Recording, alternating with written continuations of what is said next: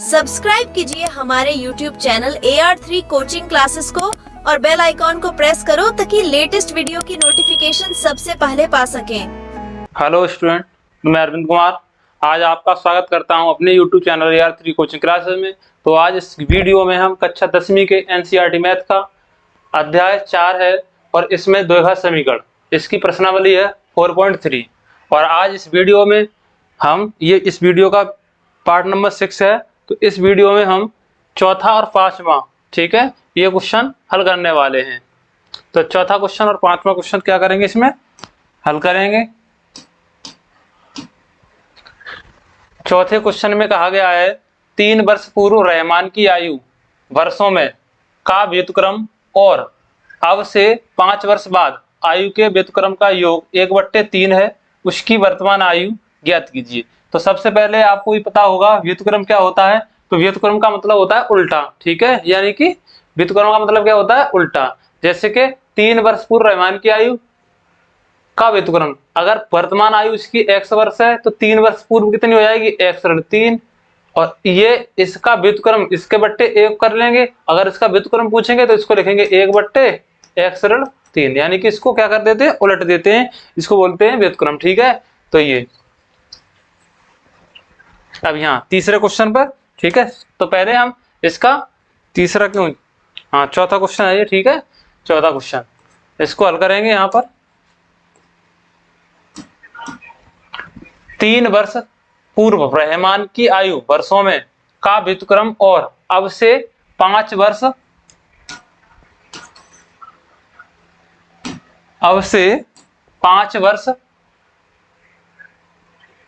बाद आयु के व्युत्क्रम का योग 1/3 है, उसकी वर्तमान आयु ज्ञात कीजिए, ठीक है। तो रहमान की वर्तमान आयु क्या करनी है, ज्ञात करनी है।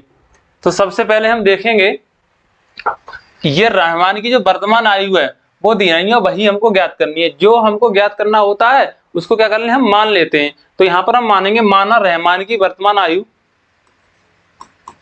माना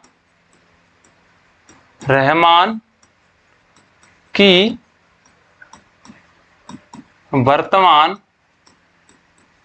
आयु बराबर x वर्ष, ठीक है। रहमान की वर्तमान आयु क्या है, x वर्ष है। तो 3 वर्ष पूर्व रहमान की आयु क्या होगा, 3 वर्ष पूर्व रहमान की आयु बराबर हो जाएगी x ऋण 3। अभी अगर मेरी आयु 20 वर्ष है तो अभी अगर 20 वर्ष है, 3 वर्ष पहले कितनी हो जाएगी, 3 वर्ष क्या कर दी जाएगी, कम कर दी जाएगी। तो 3 घटा दिया जाएगा 20 में तो 70 रह जाएगी, ठीक है। तो 70। इसी प्रकार से वर्तमान आयु कितनी थी रहमान की, x, तो यहां पर कितनी रह जाएगी, x ऋण 3 वर्ष। ये इतनी किसकी हो गई, 3 वर्ष पूर्व रहमान की आयु। अब यहां पर इसका व्युत्क्रम, ठीक है, तो 3 वर्ष पूर्व रहमान की आयु का व्युत्क्रम बराबर, अगर ये x ऋण 3/1 कर दें तो ये x ऋण 3 है, अगर इसका व्युत्क्रम करेंगे तो 1/x ऋण 3 इतने वर्ष हो जाएगी, ठीक है। व्युत्क्रम का मतलब उलटना, ठीक है। तो इसको क्या कर दिया हमने, उलट दिया। आगे कहा गया है और अब से 5 वर्ष बाद,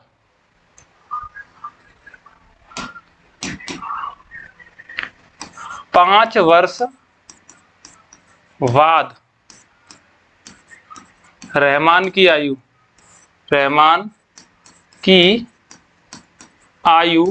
बराबर, तो 5 वर्ष बाद, 5 वर्ष बाद का मतलब जुड़ जाएगी x वर्ष में, ठीक है। ये वर्तमान आयु थी, अगर अभी मेरी 20 वर्ष है तो 5 वर्ष बाद कितनी हो जाएगी, 25 वर्ष। तो इसी प्रकार से x जो है वर्तमान आयु थी, 5 वर्ष इसको जोड़ दिया तो ये 5 वर्ष बाद की आयु निकल के आ गई, किसकी, रहमान की। अब इसका व्युत्क्रम, ठीक है, तो यहां पर इसका व्युत्क्रम में लिख दे रहा हूं 5 वर्ष बाद रहमान की आयु का व्युत्क्रम बराबर ये x प्लस 5 थी तो इसको पलटेंगे, क्योंकि अगर इसके बटे 1 कर लें तब भी x प्लस 5 ही रहेगी। अब इसका व्युत्क्रम करना है तो इसको पलट दे, तो ये हो जाएगा 1/x प्लस 5 वर्ष। अब ये इसका व्युत्क्रम हो गया। इतने वर्ष आयु होगी किसकी? 5 वर्ष बाद रहमान की आयु का जो व्युत्क्रम है वो 1/x ऋण वो x प्लस 5, ठीक है, ये हो गया इसके आयु का व्युत्क्रम 5 वर्ष बाद। अब ये कहा गया है सवाल में 5 वर्ष बाद आयु के व्युत्क्रम का योग 1/3 है, यानी कि 3 वर्ष पहले की ये आयु का व्युत्क्रम और 5 वर्ष बाद की आयु का व्युत्क्रम दोनों को जोड़ दिया जाए तो कितना हो जाता है? उनका योग 1/3 हो जाता है। तो प्रश्नानुसार इसको क्या करेंगे? जोड़ देंगे यहाँ पर प्रश्नानुसार, ठीक है, प्रश्नानुसार क्या कर दें? इनको जोड़ दें। तो ये 3 वर्ष पूर्व रहमान की जो आयु थी वो कितनी थी?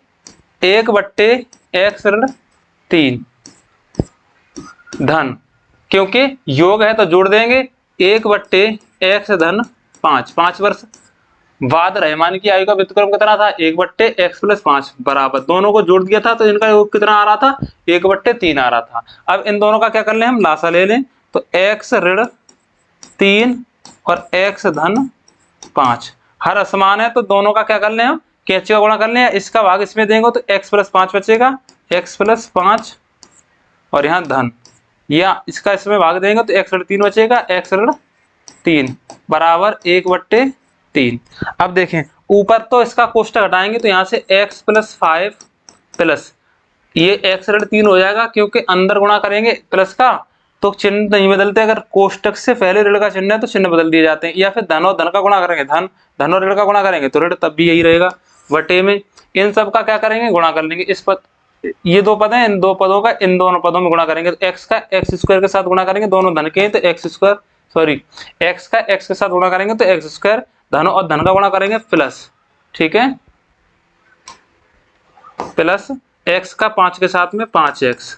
अब ऋण और धन का गुणा करेंगे, ऋण 3 का x के साथ में 3x, ऋण और धन का गुणा ऋण 3 का 5 के साथ गुणा 5 15 बराबर 1/3। अब देखो ये x और ये x दोनों प्लस के हैं, 2x हो जाएंगे,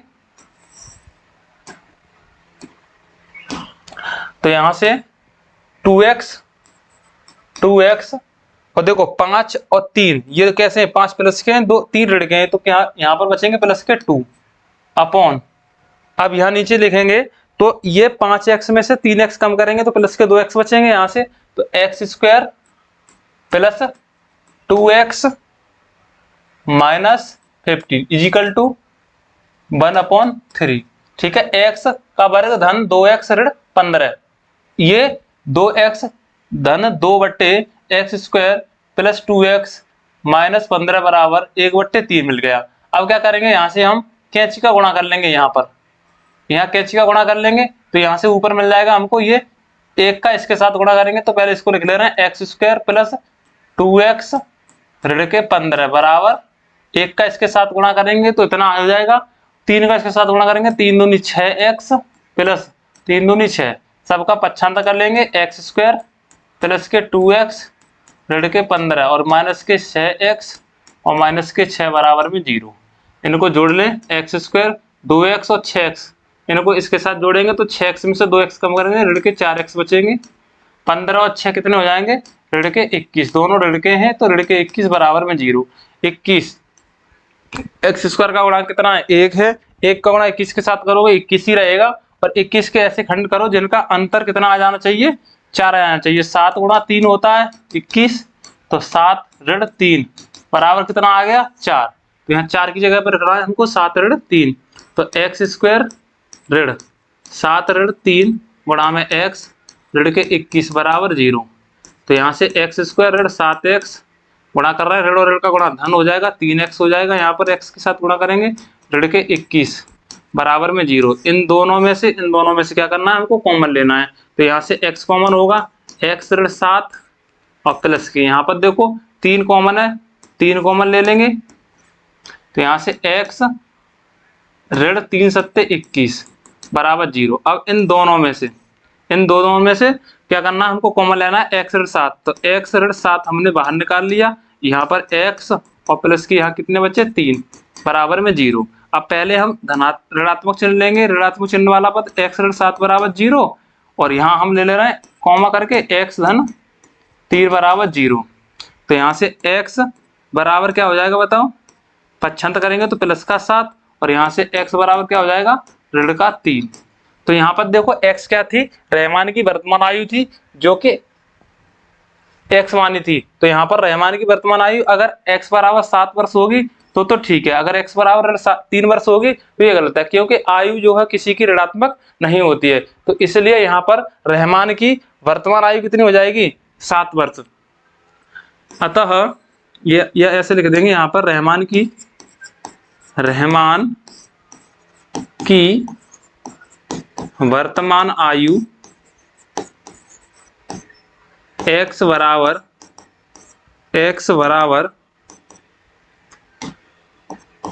7 वर्ष। कितनी है, x बराबर 7 वर्ष है, ठीक है। और ये x बराबर ऋण 3 जो आया है वो क्यों छोड़ दिया है, क्योंकि आयु किसी की ऋणात्मक नहीं होती है, अतः इसको क्या कर देंगे, छोड़ देंगे, ठीक है।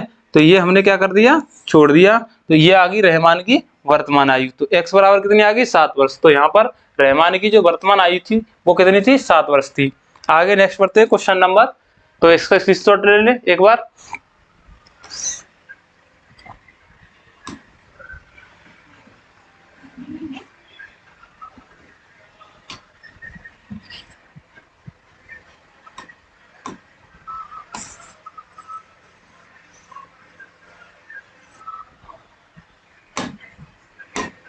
आगे नेक्स्ट पढ़ते हैं, क्वेश्चन नंबर 5 है, एक क्लास टेस्ट में सैफाली के गणित और अंग्रेजी में प्राप्त किए गए अंकों का योग कितना है, 30 है। गणित में और अंग्रेजी में कुल सैफाली ने 30 अंक प्राप्त किए। तो यहाँ पर हम देखेंगे आगे, यदि उसको गणित में 2 अंक अधिक, कितने 2 अंक अधिक और अंग्रेजी में 3 अंक कम मिलते, अंग्रेजी में 3 कम मिलते और गणित में 2 अंक अधिक मिले होते तो उनके अंकों का गुणनफल 210 होता। उसके द्वारा दोनों विषयों में प्राप्त किए गए अंक ज्ञात कीजिए। तो हमें पता नहीं है कि दोनों विषयों में उसने कितने अंक प्राप्त किए हैं। तो सबसे पहले हम मान के चलेंगे, और लेकिन ये पता है कि दोनों विषयों में जो अंक आए उनका योग कितना है, 30 है। अगर एक विषय में हम मान लें x अंक हैं तो बाकी के दूसरे विषय में कितने रह जाएंगे, 30 में से x घटा देंगे तो बाकी के दूसरे विषय में रह जाएंगे, ठीक है। तो यहाँ पर हम लिखेंगे सबसे पहले माना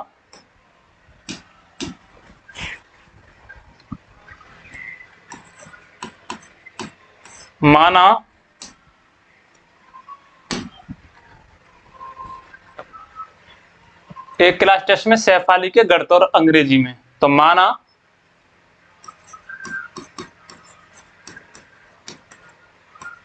सैफाली के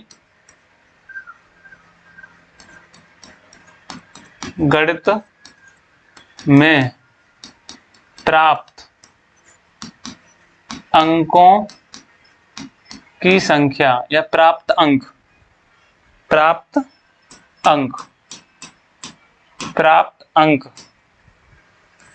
बराबर x। ये किस में है, उसके सैफाली के गणित में है, और यहीं पे सैफाली के अंग्रेजी में प्राप्त अंक बराबर, देखो कुल कितना था, उसके अंकों का योग था 30। तो यहां पर एक बात और लिख दें, पहले इसको मैं नीचे कर लूं, नीचे लिखूंगा इसको, सैफाली के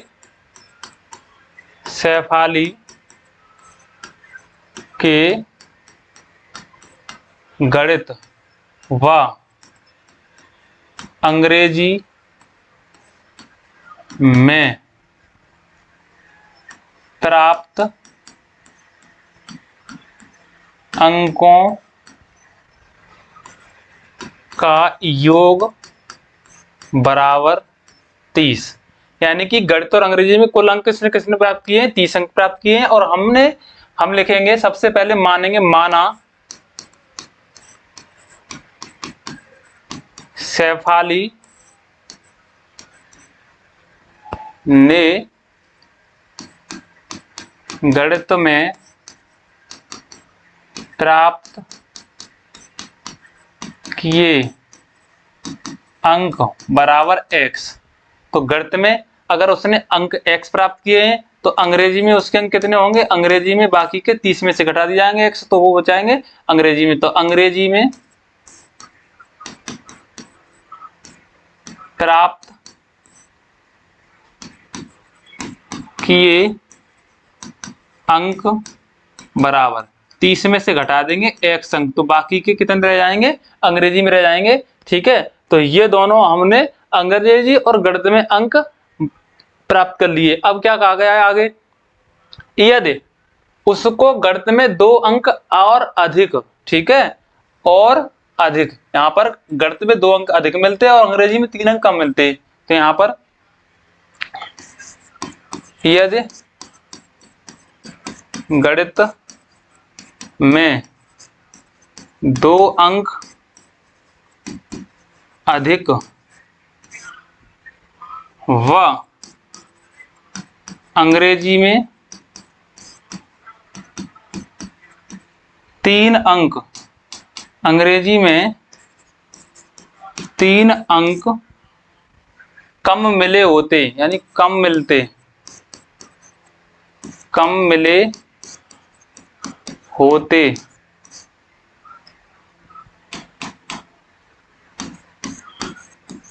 तब गणित में कितने अंक कम मिले अधिक मिले होते? 2 अंक।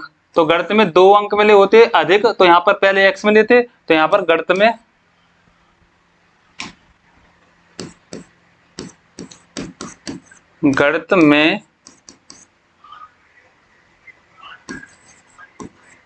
कुल अंक कितने हो जाते? x अधिक मिल रहा है 2 अंक, तो जोड़ देते 2 अंक। और अंग्रेजी में कुल अंक कितने हो जाते? अंग्रेजी में पहले थे 30 ऋण x और 3 अंक कम मिल रहे थे, 3 घटा देते, तो यहाँ से 30 में से 3 कम करोगे तो 27 बचते, 27 ऋण x, यानी कि 27 ऋण 3, वो 27 ऋण x अंक किस में मिलते? अंग्रेजी में मिलते। ठीक है, अब देखो आगे, तो उनके अंकों का गुणनफल 210 होता, यानी कि इसके गणित में अंक 2 अधिक मिले तो इसका, और 3 अंक अंग्रेजी में कम मिले, फिर उसके बाद में इसका, इन दोनों का जो गुणनफल है वो कितना है? 210 है। तो यहाँ पर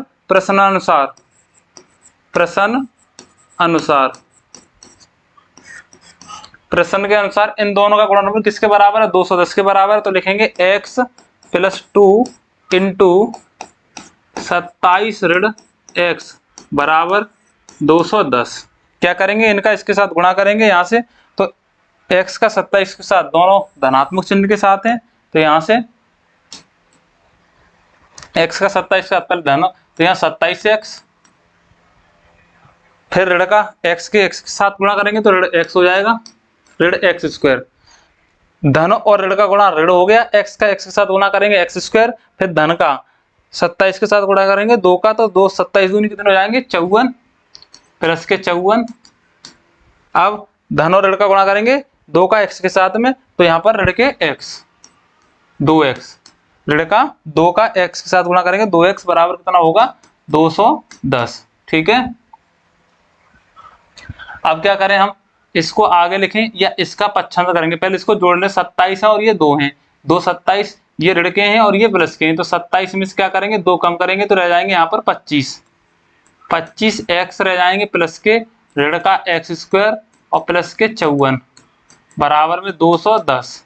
इसका पक्षांतर इधर कर दें सबका, तो जब इधर पक्षांतर करेंगे तो यहाँ क्या रह जाएगा? इसकी जगह पे 0, 0 बराबर 210 इधर तो है ही, और इधर ले जाएंगे ऋण के 25x प्लस का x² प्लस के 54। इन सबको जोड़ के जोड़ेंगे।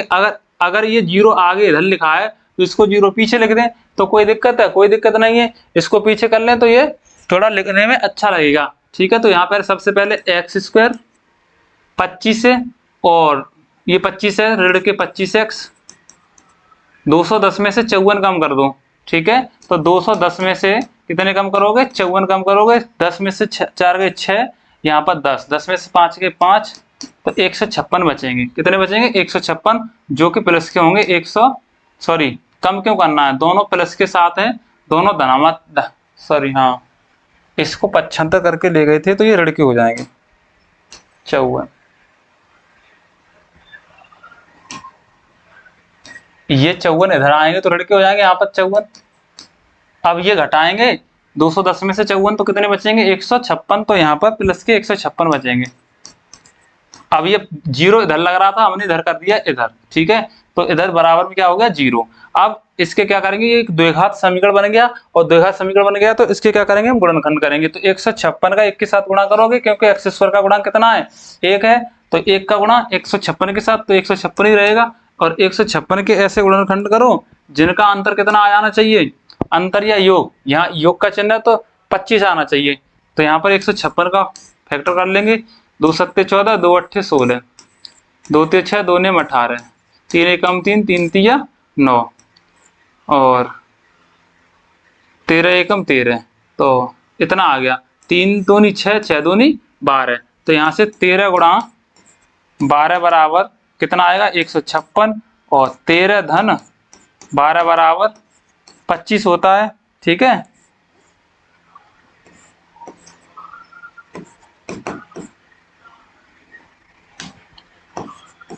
तो जहां 25 लिखे हुए हैं x के गुणांक के पास में, x का गुणांक जो 25 है उसकी जगह पे लिखेंगे हम 13 धन 12, तो यहाँ से x स्क्वायर ऋण 13 धन 12 गुणा x धन 156 बराबर में 0, यहाँ से x स्क्वायर ऋण और धन का गुणा ऋण 13x हो जाएगा, ऋण और धन का गुणा ऋण 12x धन के 156 बराबर में 0। इन दोनों में से क्या करेंगे, हम कॉमन ले लेंगे, यहाँ से x कॉमन मिलेगा, तो x ऋण के 13 और ऋण के यहाँ से 12 कॉमन ले लेंगे, तो ऋण है, इस ऋण की वजह से ये धन का ऋण हो जाएगा, तो यहाँ पर x 12 तो बाहर निकाल लिए, तो यहाँ x और यहाँ पर ऋण बचेगा, 12 का भाग 156 में देंगे तो 13 बच जाएगा बराबर में 0। अब इन दोनों में से हमें x ऋण 13 क्या करना है, कॉमन लेना है, x ऋण 13 बाहर निकाल लिया, अब बाकी का बचा x ऋण 12 बराबर 0। अब यहाँ से x ऋण 13 बराबर 0 करेंगे तो x बराबर कितना बचेगा, मिलेगा, यहाँ पे हमें धनात्मक का 13 मिलेगा, कॉमा, और x ऋण 12 बराबर 0 करेंगे x का मान प्राप्त करने के लिए, तो यहाँ से x बराबर कितना मिलेगा हमको, 12, ठीक है। तो x के मान अब हमें दो मिल रहे हैं, एक तो 13 और एक 12, जो कि दोनों ही धनात्मक हैं। अब यहाँ पर शेफाली के अगर गणित में प्राप्त किए गए अंक x हैं, ठीक है, तो यहाँ पर अगर शेफाली के गणित में अगर 13 अंक होंगे तो बाकी के बचे अंक कितने होंगे, उसमें 30 में से अगर 13 घटाओगे तो बाकी के जो अंक आएंगे वो अंग्रेजी में आएंगे। तो यहाँ पर ये लिख रहे हैं हम x बराबर, यहां से देखो, अगर हम x बराबर 13 लें, x बराबर कितना लें, 13, तब ऐसे लिखेंगे, यदि शेफाली के गणित में प्राप्त